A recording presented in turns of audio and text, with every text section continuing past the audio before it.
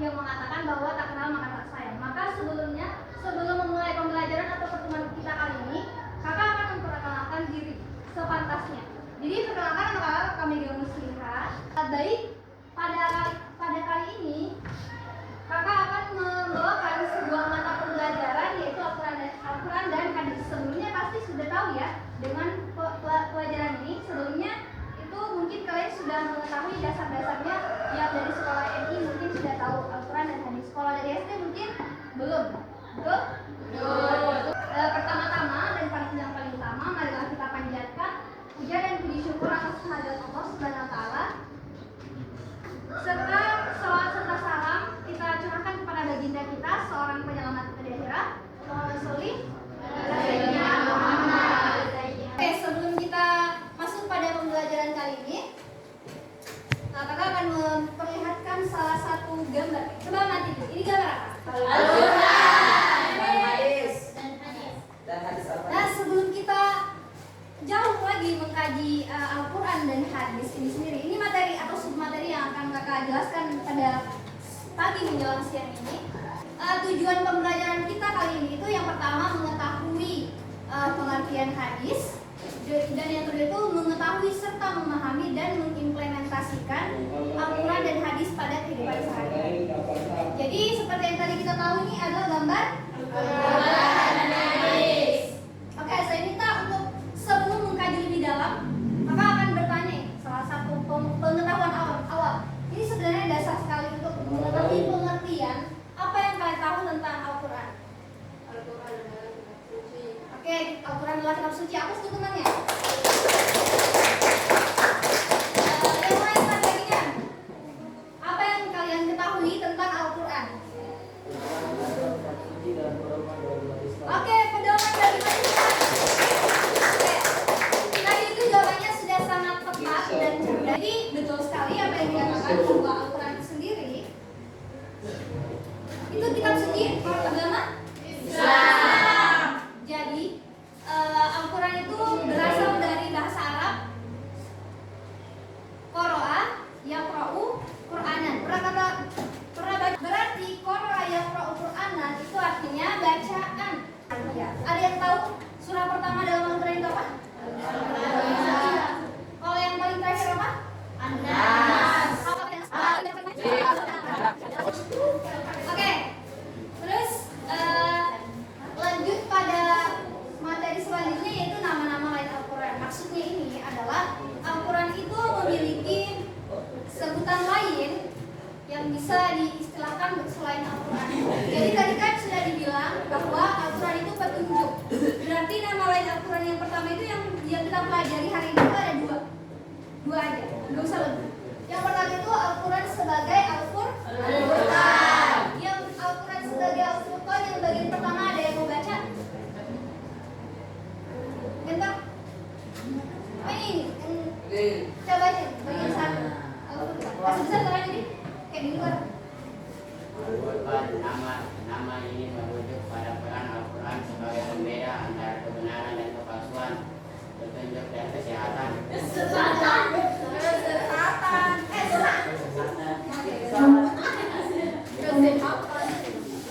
Ada yang tahu maksudnya Al-Furqan? Pembeda apa?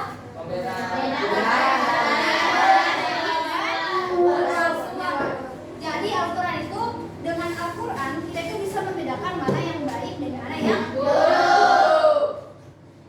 Di sini ada yang suka ada.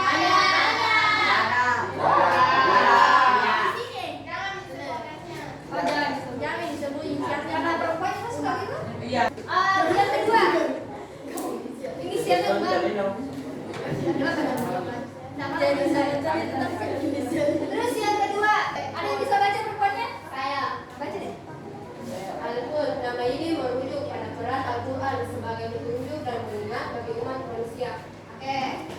Ada yang bisa lebih menjelaskan maksudnya Al-Qur'an ini apa dengan bahasanya sendiri aja? Dijadikan pedoman.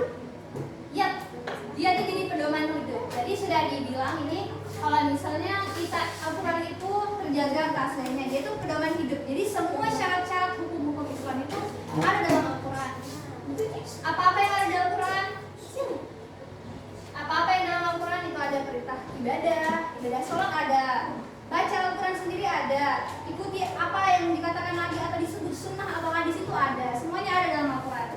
Jadi kalau kita melenceng dari Al-Qur'an berarti kita tidak memahami maksud Al-Qur'an sendiri. Tahu tetapi tidak memahami maksud Al-Qur'an. Al-Qur'an itu tidak sampai pada hatinya. Karena jarang sekali kita dapatkan sekarang itu anak muda yang cinta sama Al-Qur'an. Oke, selanjutnya. Tadi yang berapa? Al-Qur'an yang keras? Dua. Apa yang pertama? Al-Qur'an. Al-Qur'an itu artinya pembeda. Pembeda antara yang baik dan buruk. Yang kedua tadi apa? Al-Hud artinya apa? Pedoman. Pedoman hidup manusia dari lahir sampai mati atau bahkan dari lahir sampai nanti kiamat. Terus fungsi Al-Qur'an ada yang bisa baca? Satu orang satu empat bagian. Laki-laki 2 orang, perempuan 2 orang. Oke, berdiri. Petunjuk. Al-Quran berfungsi sebagai petunjuk dan pedoman hidup bagi umat Islam. Al-Quran diturunkan sebagai hidayah untuk membimbing umat Islam kepada kebenaran dalam hidup di dunia agar mencapai kebahagiaan di akhirat. Oke, thank you. Selanjutnya siapa lagi? Yang laki-laki lagi kan dia. Yang kedua sebagai Al-Quran. Yang mana? Yang obat. Al-Quran daripada? Iya deh. Al-Quran berfungsi sebagai obat penyakit hati. Oh, penyakit hati. Tadi kan? Oke, perempuannya lagi. Saya. Oke, berdiri. Pemisah. Al-Quran berfungsi sebagai pemisah antara yang hak dan yang batil. Oke, karena pagi menjelang siang ini agak cukup membosankan. Kali ini kita akan ice breaking. Tahu kan ice breaking? Tahu. Oke, berdiri semuanya.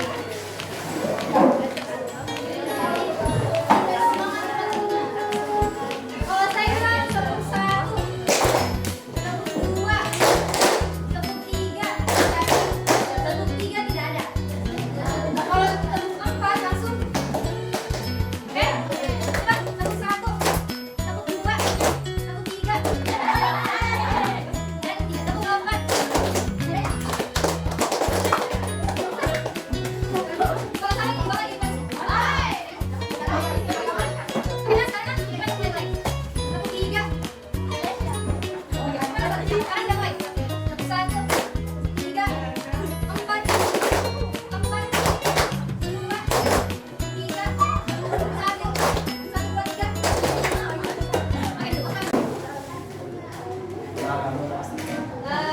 Baiklah.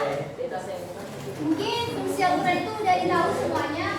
Yang akan jelaskan itu fungsi Al-Quran sebagai obat. Nanti ada, Kak, gimana sih maksudnya obat itu untuk apa? Nah, sebenarnya Al-Quran itu kalau kita tidak paham dengan artinya, kita mungkin agak susah mengerti ini apa maksudnya ya. Misalnya itu Quran surah, saya bacakan apa ya? Bismillahirrahmanirrahim.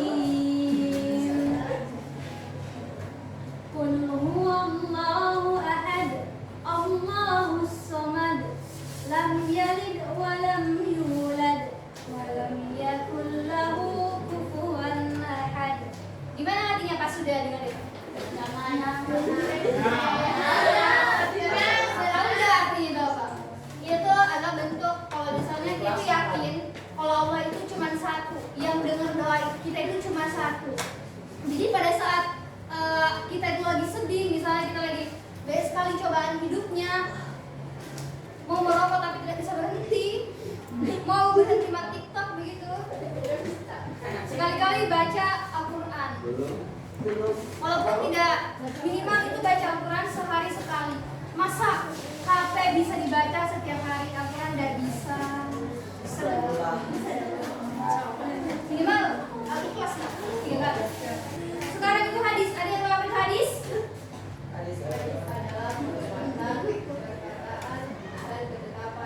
Oke, hadis itu adalah perbuatan atau kalau mau secara singkatnya hadis itu semua yang dilakukan oleh Nabi. Berarti siapa Nabi siapa? Muhammad. Siapa Nabi Muhammad?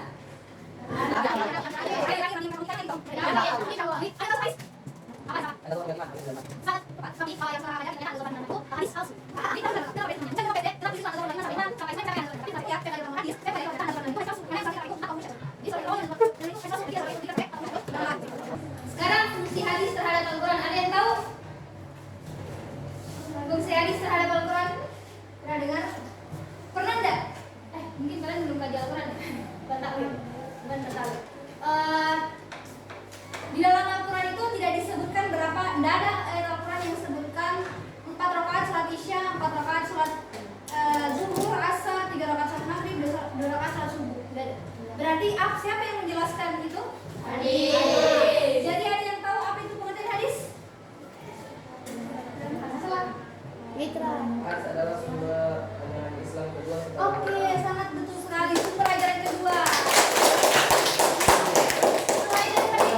Dari kasus itu kita dapatkan bahwa hadis itu ternyata dia melengkapi syarat-syarat yang belum ditetapkan dalam Al-Quran. Karena tadi sudah dijelaskan bahwa Al-Quran itu ternyata belum menjelaskan berapa rakaat sholat Isya, kapan waktunya sholat Isya, kapannya ada berapa rakaat, semua sholat wajib itu tidak ada dalam Al-Quran. Lalu dilengkapi dengan hadis. Hadis itu perkataan yang dilakukan oleh perkataan, perbuatan yang dilakukan oleh Nabi. Sekarang kita akan bentuk kelompok. Jadi oke,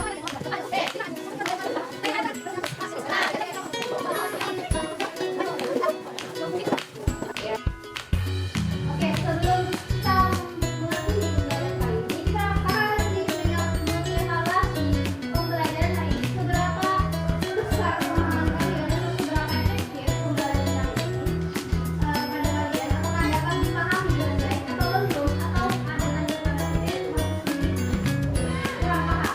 Jadi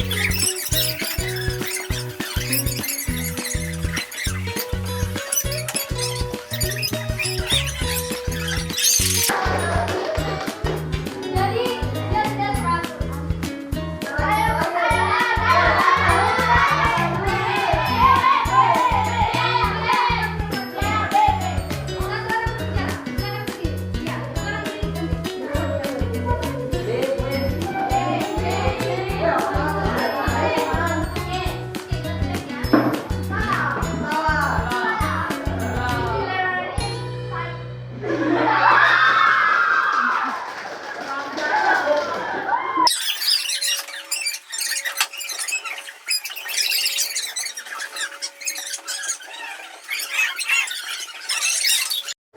Siap?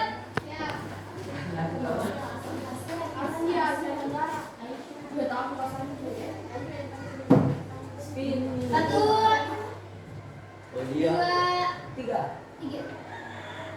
Kamu survei kamu kita. Survei kamu kita. Aku. Udah. Gue.